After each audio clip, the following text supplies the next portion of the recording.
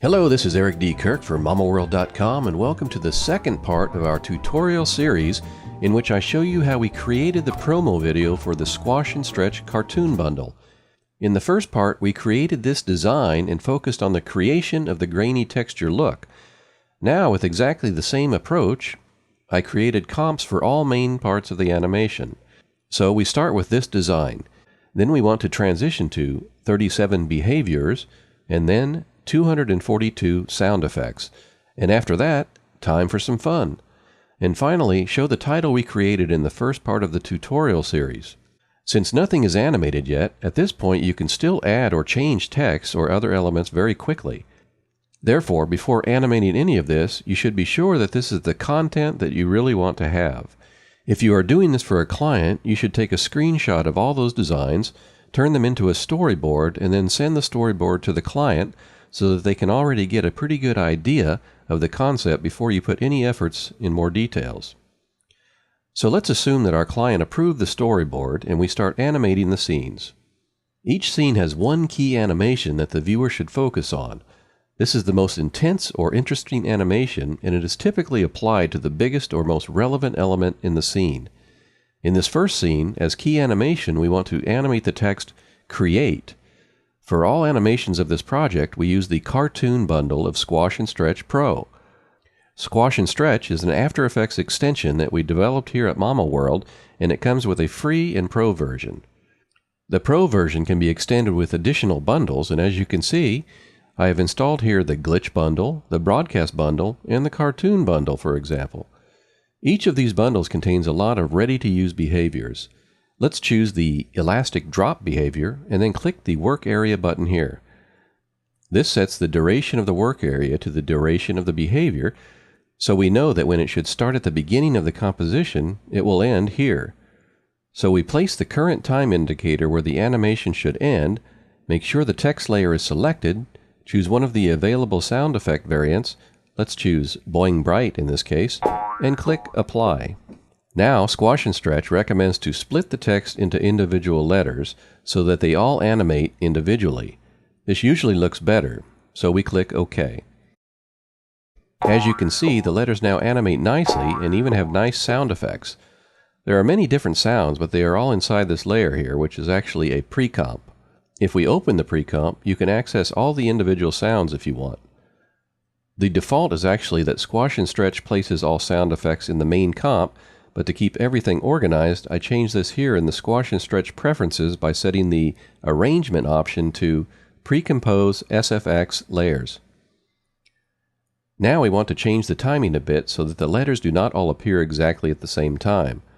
So we move one of them a few frames, and now we want to distribute all other layer start points randomly between the first and this last one. We could do this manually, but a much faster way of distributing the layers is using the Stagger Layer tool of Squash and Stretch here in the toolbar.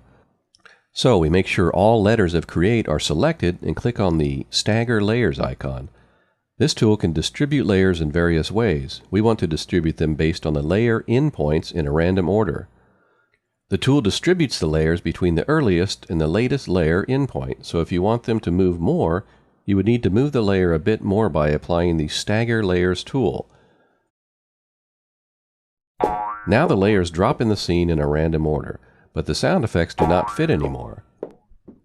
Since each letter has a different timing now, we need to duplicate our sound layer for each letter and move each copy so that it starts exactly where the layer of the corresponding letter starts. Wow, so we created a pretty complex animation with sound effects, and it just took us a few minutes. Sometimes you want Squash and Stretch animations to interact with other elements in the scene.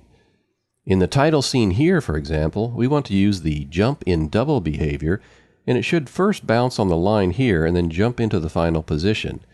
If we apply the behavior, the result does not look as you might expect. If we zoom out, you can see that the layer bounces outside of the visible range of the composition.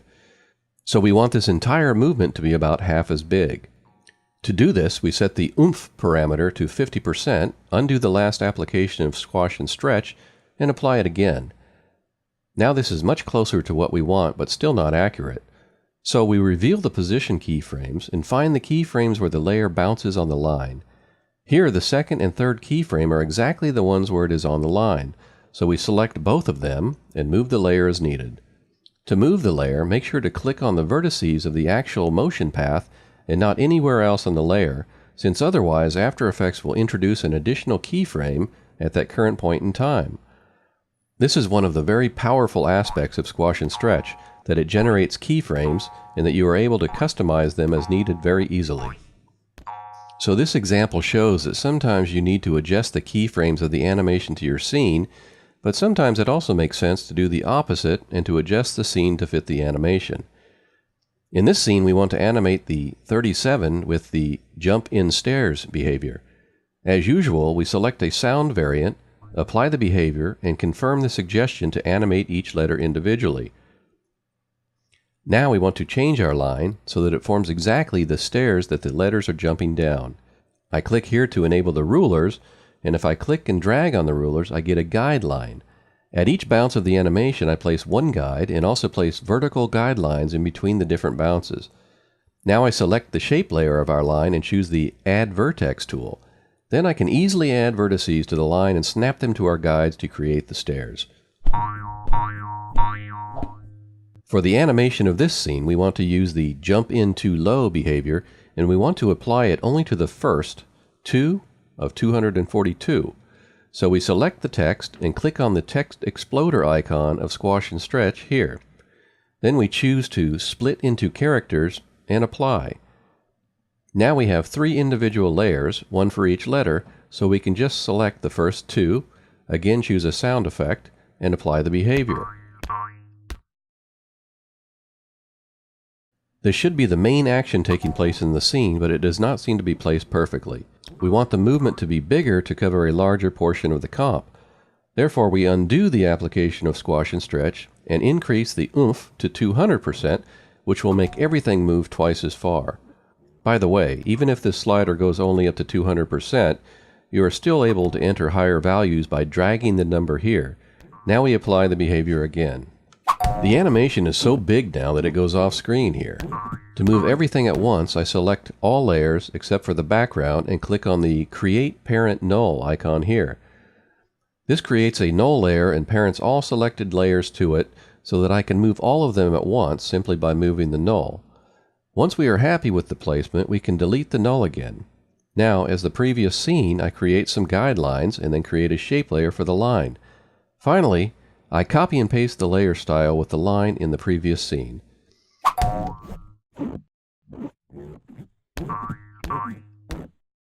In the Time for Some Fun scene, the key animation should be the full animation of the N using the throw in wall behavior. So we split the fun text again into individual letters and apply the behavior to the N. Again, we place a guideline where the N collides with the wall and then use it to update our line accordingly. When the N hits the ground, we want it to be exactly on the line, so we reveal the position keyframes, find the ones where it is located on the ground, and move them as needed. So now we have the key animations for all scenes of our video. In the next part, we will combine all those scenes into one fluid and continuous animation, animate the line, and make sure that it fits to the background music. Again, this is Eric D. Kirk for MamaWorld.com, and we'll see you next time.